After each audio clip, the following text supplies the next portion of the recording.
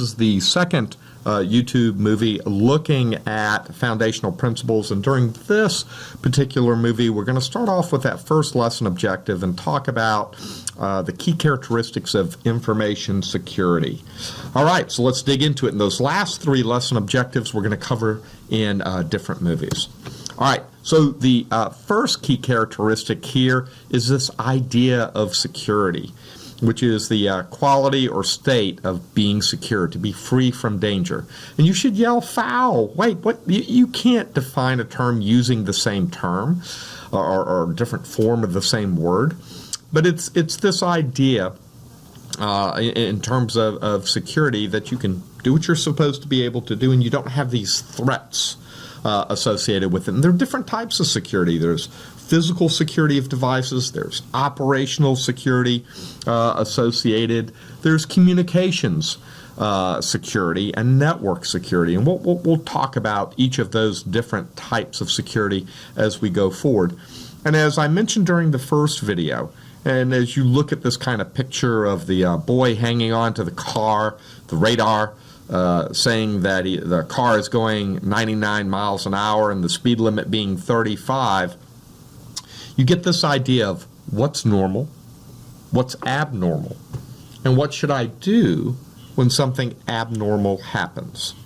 And so, again, is this normal to have a child on the outside of the car hanging on to the windshield? Is it normal for the radar to be saying 99 miles an hour? Are there some other characteristics of this then that say, what should I do in this particular situation? And so, again, as we go through the course, keep that in mind. Those really are three key questions that you want to answer. What's normal? What's abnormal? And what should I do when something abnormal happens? And that'll kind of guide the process. All right, well, this is the first of 5 slides kind of looking at this. Let's move forward and get into some of those key definitions and key models. All right, here's the definition of information security. Oh my goodness, look at this. Look at all of those characteristics. If you could see me, I'm stomping my foot. I mean, I'm just stomping my foot. This definition you want to get in your head, keep it in your head, and use it whenever you're talking to someone about security. Now, why do I say that? Well, I say that because when you look at the critical characteristics of information security, this idea of the protection of information and its critical characteristics, confidentiality, integrity, and availability. So information has 3 critical characteristics: confidentiality, integrity, and availability, and actually we're going to define those terms in a couple of slides. And then it's got this idea that that information can be in one of 3 different states. That information could be being used or processed, that information could be stored somewhere, or that information could be transmitted. So those 3 different states of processing or usage, of storage, of transmission, that we've got to think about how do we protect the information when it's in each of those states. Again, absolutely critical. And then finally, that we've got tools that allow us to protect the confidentiality, integrity, and availability of information and protect that information when it's being processed, stored, or transmitted, and that those tools are policy, awareness training and education, and technology. So we've got 3 critical characteristics of information. We've got 3 states that information could be in, and we've got 3 tools to address that information and protect it. How cool is that? Again, I'm kind of stomping my foot.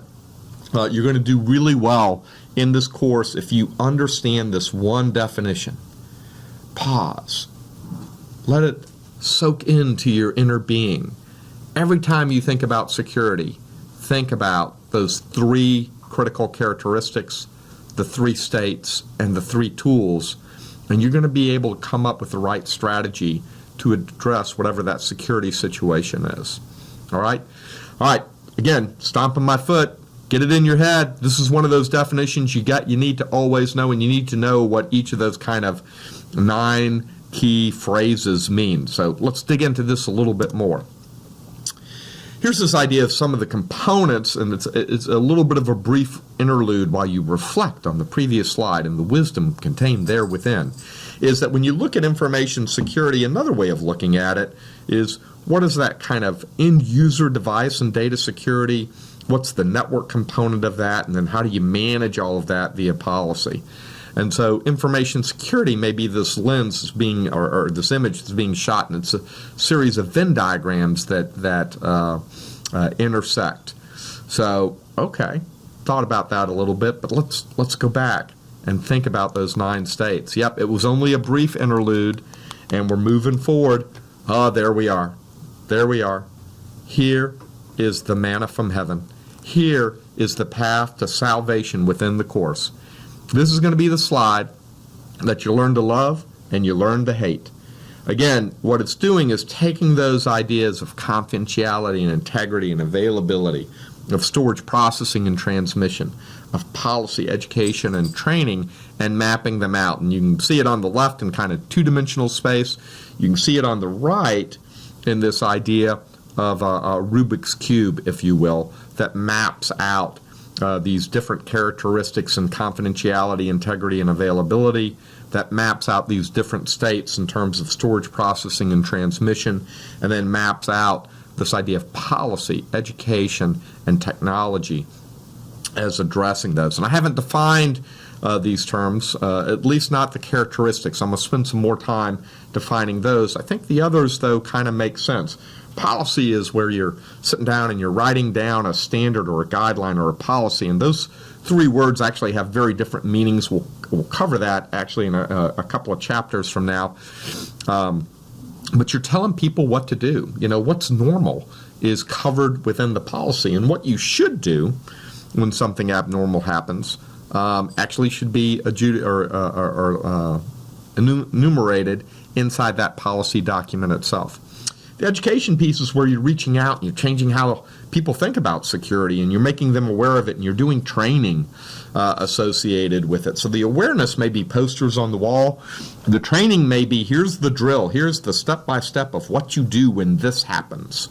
And then the policy piece is the more overarching document that ties in, but the education piece is the more overarching, how do you think about this and how do you detect things? And then finally, the technology piece is going to be how do you use technology, antivirus software and malware software and routers and intrusion detection devices to protect your network and protect your users. So you've got these kind of 3 really cool tools, and if you think about it, policy and education, those are really hard. Doesn't seem like it, but it is, because you're changing how they think. Changing how users think and what they actually do. Technology piece is actually a little bit easier because it's technology. You just got to turn it on, get it configured the right way, and I'm not trying to understate deployment of a ERP system or an enterprise system. Those things are hard and take months and years, but policy and education, again, involves changing how people think. Very hard stuff sometimes, and especially so to do it in a effective manner.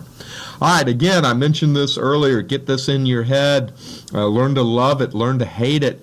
But this is going to make you a rock star if you understand these 9 different components. So let's dig right into it. I'm going to take the next slide and dig into confidentiality, integrity, and availability. And there they are. So this idea of confidentiality is protecting the information so that only those people who are supposed to access the information can actually read the information. So confidentiality is about reading information or accessing information. Integrity, this quality or state of being whole, complete, or uncorrupted, is about changing information. And then availability is this characteristic of information that talks about, can I actually get to it? So let's give you some examples. So if you think about confidentiality, do you want people seeing your health records? Do you want to see? Do you want people seeing your grades? Do you want people seeing your Social Security number? Confidentiality is going to be that characteristic that helps protect so that other people can't see that information, can't access that information. Integrity is going to be about changing information. So do you want, a complete stranger going in and changing how much money is in your bank account? That would be the integrity of the information. And typically it's going to go down, and that's not a good thing. So you want to protect the integrity of certain information as well. And then availability is, can I actually get to it? So certain types of attacks are based on blocking others from getting to it. Let's say you're playing League of Legends or Farmville or Worlds of Warcraft. There are nation states and there are crime syndicates that will go to Blizzard, the company that owns Worlds of Warcraft, and say, if you don't pay me $100,000 a month, we're going to do a distributed denial of service attack on your site so that your users can't access it. Or imagine that you're running Amazon, and the same thing. If someone can flood your networks with bogus traffic until you pay a ransom, that would be an attack on availability. Attack on integrity would be going in the bank account example and moving all of that money, or doing lots of cash withdrawals with bogus cards. That's an attack on integrity. And then confidentiality would be going in and reading the information and then threatening to publish the information. You saw that with the Adlai Madison attack. This is the Students for Equitable Grades Underground. Long live the A+, is our motto. This discussion of the CNSS cube has triggered a grade alert. The professor is talking about the midterm exam and question 1. My, what a slide, professor, this is. You must remain ever vigilant to protect your most precious grade against this gluttonous point demon. The question requires the poor students of this course to compare one of the characteristics of information security to one of the tools of the CNSS cube. We interpret this to mean you must pick either confidentiality, integrity, or availability and compare it to either policy, technology, or security education, training, or awareness programs. If this was not hard enough, we have deciphered the gibberish used in the professor's grading rubric, and he apparently wants you to also use real-world examples of techniques and real-world company examples of where the information security characteristic and tool worked or did not work. On your behalf, we, the Students for Equitable Grades Underground, have conducted an extensive reconnaissance of the web and believe that picking a failure, an example where an information security characteristic was violated due to not deploying or improperly deploying a tool, is the best approach to answering this question. May the highway always rise to greet you as you pursue the elusive A+. All right, confidentiality, integrity, availability. I've talked through those three key characteristics. Let's go forward and now look at privacy, identification, and authentication. So privacy is related back to confidentiality, and the key idea here is that when you collect information, you have to come to an agreement on how that information will be used. And it's done with the data owner, and it's done at the time it's collected. You can't renegotiate it later on. You can't make up your rules later on. Identification is going to be this idea that the information system possesses some characteristic that allows it to recognize individual users. So biometrics is a good mechanism of doing that form. Fingerprints are a good mechanism right now. Eye recognition is a good way, face recognition. Authentication is when the control proves that the user possesses the identity that they claim. So it could be that they've got the fingerprint or the retinal scan. It could be that they've got the username or password. So when you think of username and password, that's a form of authentication. All right, let's contrast that now with authorization. Authorization says, have you been authorized by the proper authority to do whatever you're doing, to take whatever action you're taking? So the fact that you've got a username and password doesn't mean that you can change everybody's grade. Students typically don't change other students' grades. Typically it's only instructors. And then accountability is this link between authentication and authorization. so that there's an assurance that every action undertaken can be attributed back to someone. So if you've got proper authentication, you know who's doing it, and authorization or the tracking of all those changes means they had authorization to actually do it.